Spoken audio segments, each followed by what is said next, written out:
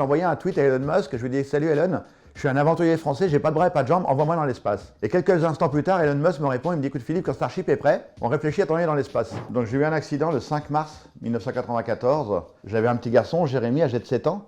Un petit bébé allait arriver, la famille allait s'agrandir. La maison était trop petite, il a fallu déménager et j'ai voulu récupérer l'antenne de télévision sur mon toit. J'ai pris une échelle d'aluminium et j'avais bien vu la ligne électrique derrière, mais je me suis dit ça passe. J'ai tenu mon antenne et pour avoir plus de force, j'ai posé mes 2 tibias sur le barreau de l'échelle en aluminium, ce qui va créer un contact avec la terre. Le courant est rentré par les mains et ressorti par les tibias. Et là où le courant est rentré, là où il est sorti, ça a brûlé, enfin, c'était plus que brûlé, c'était carbonisé. Puisque la régie d'électricité, ils ont fait une grosse bêtise, ils ont cru que c'était une branche qui était tombée sur la ligne. Et pour faire sauter la branche, ils ont rallumé 3 fois le courant. Pour me sauver la vie, il a fallu m'amputer les 4 membres. Mais là, un long parcours de vie va commencer. 10 ans pour passer les fameuses 5 phases du deuil.